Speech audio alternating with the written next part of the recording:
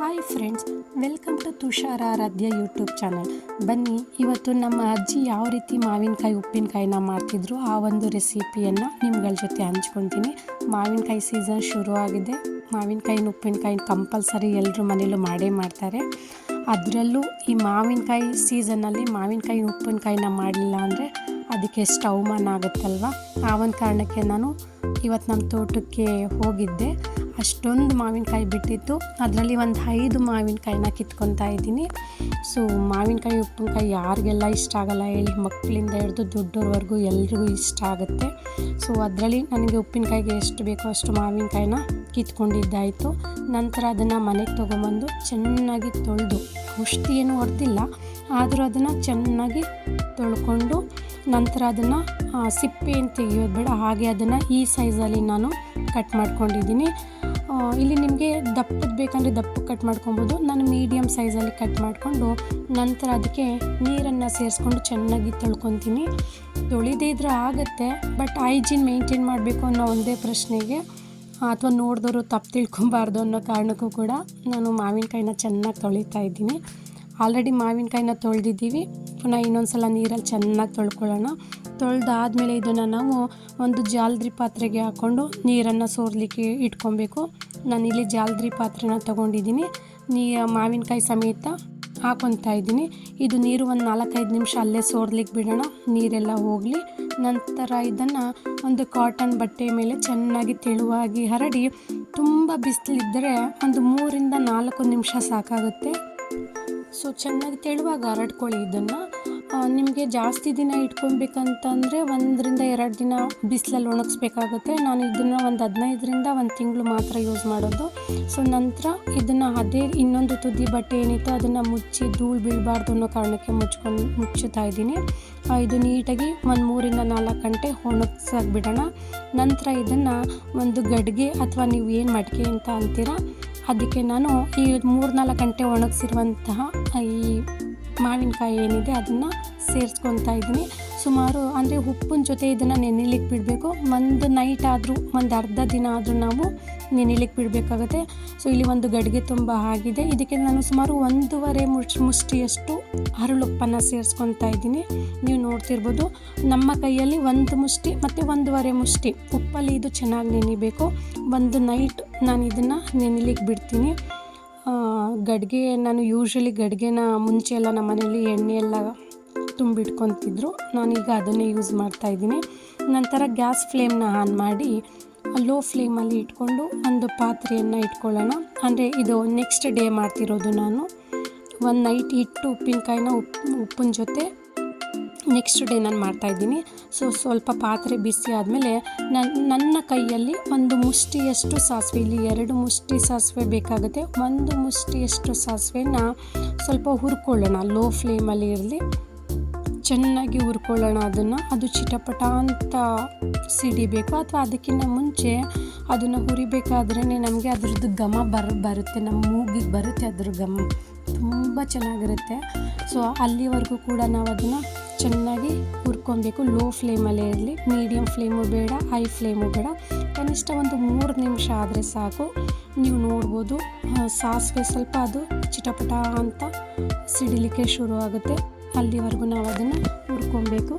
ನಂತರ gas ಫ್ಲೇಮ್ನ of ಮಾಡ್ಕೊಳ್ಳಿ. ಪಾತ್ರೆ ಇನ್ನೂ ಬಿಸಿ ಇರೋದ್ರಿಂದ ಪುನಃ ನಾನು 1-2 ಸಲ ಅದನ್ನು ಕೈ ಆಡಿಸ್ತೀನಿ. ನಂತರ ಅದು ಸ್ವಲ್ಪ ತಣ್ಣಗಾದ್ಮೇಲೆ ಕುಟಾಣಿಗೆ ಹಾಕ್ಕೊಂಡು ಅದನ್ನು ಕುಟ್ಕೊಳ್ಳೋಣ. ಕೆಲವರು ಮಿಕ್ಸಿಗೆ ಹಾಕಿ ಒಟ್ಕೊತಾರೆ. ನಾನು ಫಸ್ಟೇ ಹೇಳಿದ್ದೆ ನಿಮಗೆ, ಅಜ್ಜಿ ಯಾವ ರೀತಿ ಮಾಡ್ತಿದ್ರು ಅದೇ ಸ್ಟೈಲಲ್ಲಿ ನಾನು ಮಾಡ್ತಾಯಿದ್ದೀನಿ. ಹಾಗಾಗಿ ಅದನ್ನು ಕುಟಾಣಿಗೆ ಹಾಕ್ಕೊಂಡು ಚೆನ್ನಾಗಿ ಪುಡಿ ಆಗಬೇಕದು, ಅಲ್ಲಿವರೆಗೂ ಕೂಡ ಅದನ್ನು ನಾನು ಕುಟ್ಕೊತೀನಿ. ಇಲ್ಲಿ ನಾನು ಹೇಳಿದೆ 2 ಮುಷ್ಟಿಯಷ್ಟು ಸಾಸಿವೆ ಬೇಕಾಗುತ್ತೆ ಅಂತ. 1 ಮುಷ್ಟಿ ಹುರ್ಕೊಂಡಿರುವಂಥ ಸಾಸಿವೆ, ಮತ್ತೊಂದು ಮುಷ್ಟಿ ಹಸಿ ಸಾಸಿವೆ, ಎರಡನ್ನೂ ಕೂಡ ನಾನು ಸೆಪ್ರೇಟಾಗಿ ಪುಡಿ ಮಾಡ್ಕೊತೀನಿ. ಕುಟಾಣಿಗೆ ಹಾಕ್ಕೊಂಡು ಪುಡಿ ಮಾಡ್ಕೊತೀನಿ. ನಾನು ನಿಮಗೆ ತೋರಿಸ್ತೀನಿ. ಇಷ್ಟು ಅದು ಪುಡಿ ಆಗಬೇಕು, ಅಂದರೆ ಸಂಪೂರ್ಣವಾಗಿ ಪುಡಿ ಆಗಬೇಕು. ಅದು ಸಾಸಿವೆ ಸಿಗಬಾರ್ದು ಬಾಯಿಗೆ ನಮಗೆ. ಎರಡನ್ನೂ ಕೂಡ ಪುಡಿ ಮಾಡ್ಕೊಂಡಾದ್ಮೇಲೆ ಬೇಕಾದ್ರೆ ಎರಡನ್ನೂ ಕೂಡ ನೀವು ಒಟ್ಟಿಗೆ ಹಾಕಿ ಇಟ್ಕೊಬೋದು. ಒಂದು ಬ್ರೌನ್ ಕಲರ್ ಇರುತ್ತೆ, ಹುರಿದಿಟ್ಟಿರುವಂಥ ಸಾಸಿವೆ ಬ್ರೌನ್ ಕಲರ್ ಇರುತ್ತೆ, ಮತ್ತೊಂದು ನಾರ್ಮಲ್ ಆಗಿರುತ್ತೆ. ಚೆನ್ನಾಗಿ ಇದನ್ನು ಪುಡಿ ಮಾಡ್ಕೊತೀನಿ. ಈವನ್ ಪುಡಿ ಮಾಡಬೇಕಾದ್ರೂ ಕೂಡ ಅದ್ರ ಘಮ ಹಾಗೆ ಬರ್ತಾ ಇದೆ. ಏನೋ ಒಂದು ಡಿಫ್ರೆಂಟ್ ಟೇಸ್ಟ್ ಅನ್ನೋ ಥರ ಫೀಲ್ ಆಗ್ತಾಯಿದೆ. ನೋಡಿ, ನೀವು ನೋಡ್ತಿದ್ದೀರಲ್ವ ಹುರಿದಿರೋ ಸಾಸಿವೆ ಎಷ್ಟು ಕಲರ್ ಇದೆ, ಬ್ರೌನ್ ಕಲರ್ ಇದೆ ಅಂತ. ಇನ್ನೊಂದು ಕೈಯಲ್ಲಿ ತೋರಿಸ್ತಾ ಇದ್ದೀನಿ ನೋಡಿ, ಇದು ಹಸಿ ಸಾಸಿವೆ. ಎರಡಕ್ಕೂ ಕಲರ್ ಡಿಫ್ರೆನ್ಸ್ ಎಷ್ಟಿದೆ ಅಲ್ವಾ. ಇವೆರಡನ್ನೂ ಕೂಡ ನಾನು ಒಂದಕ್ಕೆ ಹಾಕಿ ಅಂದರೆ ಕುಟಾಣಿಗೆ ಹಾಕಿ ಇಟ್ಕೊತಾ ಇದ್ದೀನಿ. ಎರಡು ಮಿಕ್ಸ್ ಆದರೆ ಏನೂ ಸಮಸ್ಯೆ ಇಲ್ಲ. ಸೊ ಯಾಕೆ ಅಂತಂದರೆ ಹುರಿದಿಟ್ಕೊಂಡಿರೋ ಸಾಸಿವೆ ಬೇಗ ಪುಡಿ ಆಗುತ್ತೆ ಅನ್ನೋ ಕಾರಣಕ್ಕೆ ಅದನ್ನು ನಾನು ಸೆಪ್ರೇಟಾಗಿ ಪುಡಿ ಮಾಡಿಕೊಂಡೆ. ನಂತರ ಒಂದು ನೈಟ್ ಏನು ನಾನು ಉಪ್ಪಲ್ಲಿ ನೆನೆಲಿಕ್ಕೆ ಇಟ್ಟಿದ್ದೆ ಮಾವಿನಕಾಯಿ, ಅದನ್ನು ಒಂದು ಪಾತ್ರೆಗೆ ಹಾಕ್ಕೊತಾ ಇದ್ದೀನಿ. ಇದು ಉಪ್ಪಲ್ಲಿ ನೆನೆಯಲಿಕ್ಕೆ ಇಟ್ಟಿರೋದ್ರಿಂದ ಸ್ವಲ್ಪ ನೀರು ಬಿಟ್ಟಿರುತ್ತೆ, ತೊಂದರೆ ಇಲ್ಲ.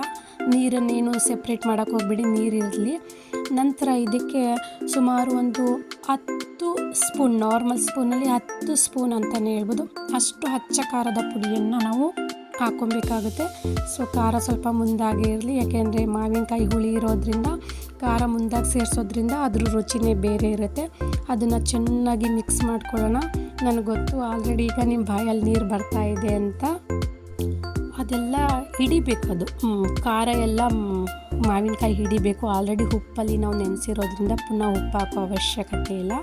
ಇಲ್ಲಿ ಅಚ್ಚ ಖಾರದ ಪುಡಿ 10 ಸ್ಪೂನ್ ಅಚ್ಚ ಖಾರದ ಪುಡಿ ಮತ್ತು ಮಾವಿನಕಾಯಿ, ಅದ್ರ ಜೊತೆಗೆ ಈಗ ನಾವೇನು ಕುಟ್ಟಿಟ್ಕೊಂಡಿದ್ವಿ ನಾವು ಸಾಸಿವೆ, ಅದನ್ನು ಕೂಡ ಈ ಸ್ಟೇಜಲ್ಲಿ ನಾವು ಸೇರಿಸ್ಕೊಳ್ಳೋಣ.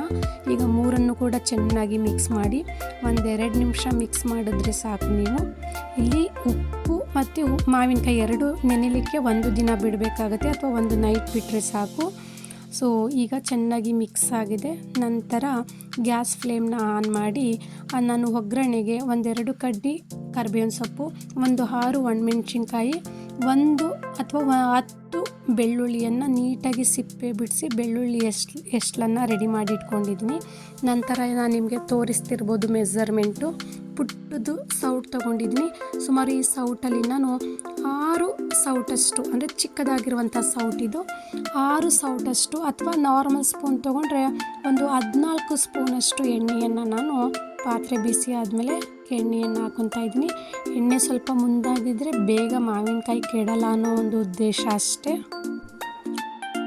ನೋಡ್ಕೊಂಡು ಹಾಕ್ಕೊಳ್ಳಿ, ನೀವು ಎಣ್ಣೆ ಎಷ್ಟು ಬೇಕು ನೋಡ್ಕೊಂಡು ಹಾಕ್ಕೊಳ್ಳಿ. ನಾನಿಲ್ಲಿ ಸುಮಾರು ಈ ಚಿಕ್ಕ ಸೌಟಲ್ಲಿ 6 ಸೌಟಷ್ಟು ಎಣ್ಣೆಯನ್ನು ಸೇರ್ಕೊತಾ ಇದ್ದೀನಿ. ಸೊ ಎಣ್ಣೆ ಸ್ವಲ್ಪ ಬಿಸಿ ಆಗಲಿ. ಇಲ್ಲಿ ನಾನು ನಿಮಗೆ ಇನ್ನೊಂದು ಮಾಹಿತಿ ಹೇಳಬೇಕು. ಮಾವಿನಕಾಯಲ್ಲಿ ಫ್ಯಾಟ್ ಬರ್ನ್ ಮಾಡುವಂಥ ಒಂದು ಅಂಶ ಇರುತ್ತೆ. ಸೊ ಆಲ್ರೆಡಿ ನಾವು ಸಾಸಿವೆ ಹಾಕ್ಕೊಂಡಿದ್ದೀವಿ, ಹಾಗಾಗಿ ಪುನಃ ಕೇವಲ 1 ಸ್ಪೂನಷ್ಟು ಸಾಸಿವೆಯನ್ನು ಒಗ್ಗರಣೆ ಪರ್ಪಸ್ಗೆ, ಏಕೆಂದರೆ ಒಗ್ಗರಣೆಯ ರಾಜ ಸಾಸಿವೆ, ಹಾಗಾಗಿ 1 ಸ್ಪೂನಷ್ಟು ಸಾಸಿವೆಯನ್ನು ಸೇರಿಸ್ಕೊತಾ ಇದ್ದೀನಿ. ಸಾಸಿವೆ ಚೆನ್ನಾಗಿ ಸಿಡಿಬೇಕು, ಅದನ್ನು ಕೂಡ ನಾನು ನಿಮಗೆ ತೋರಿಸ್ತೀನಿ.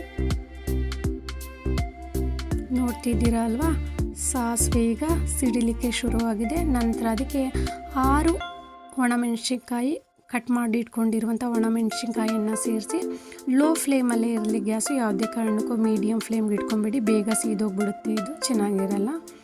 ನಂತರ ಇದಕ್ಕೆ 2 ಕಡ್ಡಿ ಹಸಿ ಕರಿಬೇವಿನ ಸೊಪ್ಪಾದರೂ ಓಕೆ, ಅಥವಾ ಇಲ್ಲ ಅಂದರೆ ಒಣ ಕರಿಬೇವಿನ ಸೊಪ್ಪನ್ನು ಸೇರಿಸ್ಕೊತಾ ಇದ್ದೀನಿ. ನಂತರ ಈಗ ಆಲ್ರೆಡಿ ಎಷ್ಟು ಬೆಳ್ಳುಳ್ಳಿ ಏನಿದೆ 1.5 ಮುಷ್ಟಿ ಅಥವಾ ಒಂದು 10 ಬೆಳ್ಳುಳ್ಳಿಯಷ್ಟು ಬೆಳ್ಳುಳ್ಳಿಯನ್ನು ನಾನು ಸೇರಿಸ್ಕೊಂಡು ಸುಮಾರು ಬೆಳ್ಳುಳ್ಳಿ ಬ್ರೌನ್ ಕಲರ್ ಬರೋವರೆಗೂ ಗ್ಯಾಸು ಲೋ ಫ್ಲೇಮಲ್ಲೇ ಇರಲಿ. 3-4 ನಿಮಿಷ ಬೇಕಾಗುತ್ತೆ. ಅಲ್ಲಿವರೆಗೂ ಕೂಡ ನಾವು ಅದನ್ನು ಚೆನ್ನಾಗಿ ರೋಸ್ಟ್ ಮಾಡ್ಕೊಳ್ಳೋಣ. ನೋಡಿ, ಇಲ್ಲಿ ಎಣ್ಣೆ ಕಲರ್ ಕೂಡ ಬೆಳ್ಳುಳ್ಳಿ ಕಲರ್ ಕೂಡ ಬದಲಾಗ್ತಾ ಇದೆ. ಅಲ್ಲಿವರೆಗೂ ಕೂಡ ಅದನ್ನು ರೋಸ್ಟ್ ಮಾಡ್ಕೊಳ್ಳಿ. ಮಾವಿನಕಾಯಿಯಲ್ಲಿ ಫೈಟೋಕೆಮಿಕಲ್ಸ್ ಅಂಶ ಇರೋದ್ರಿಂದ ಇದು ಬೇಗನೆ ಫ್ಯಾಟ್ ಬರ್ನ್ ಮಾಡುತ್ತೆ, ಹಾಗಾಗಿ ವೆಯ್ಟ್ ಲಾಸ್ ಮಾಡೋರಿಗೂ ಕೂಡ ಇದು ಬೆಸ್ಟ್ ಅಂತಲೇ ಹೇಳ್ಬೋದು.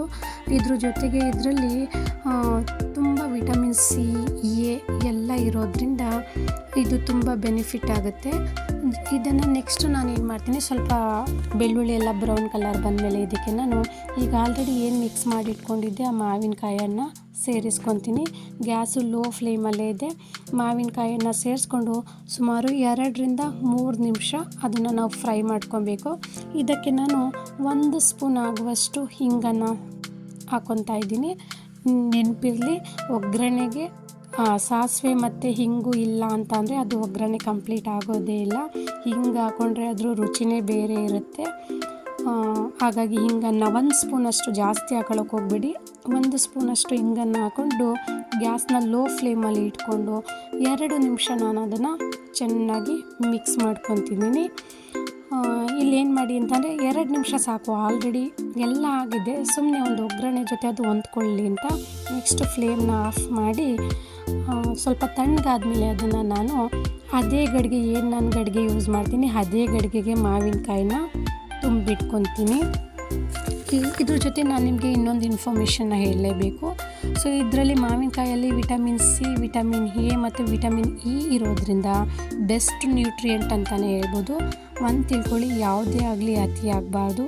ಇದನ್ನು ರೆಗ್ಯುಲರಾಗಿ ತಿನ್ನೋದ್ರಿಂದ ಹೈಪರ್ ಟೆನ್ಷನ್ ಆಗುವಂಥ ಚಾನ್ಸಸ್ ಇರುತ್ತೆ.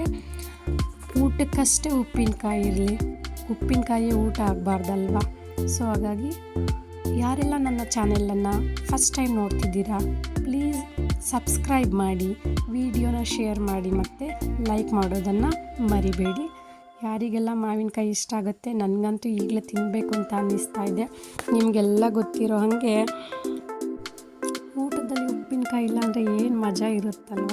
ಸೊ ಹಾಗಾಗಿ ಅದರಲ್ಲೂ ಮಾವಿನಕಾಯಿ ಉಪ್ಪಿನಕಾಯಿ ಏನು ಬೇಡ, ಊಟನೇ ಬೇಡ, ಹೋಯ್ತಾ ಬರ್ತಾ ಜಸ್ಟ್ ಒಂದು ಅಂಗೈಗೆ ಒಂದೊಂದೇ ಉಪ್ಪಿನಕಾಯಿ ಹಾಕೊಂಡು ಅದನ್ನು ತಿಂತಾ ಬರೋದ್ರಲ್ಲಿರೋ ಮಜಾ ಇದೆಯಲ್ಲ, ಆ ಕಿಕ್ ಇನ್ಯಾವುದು ಕೊಡಲ್ಲ.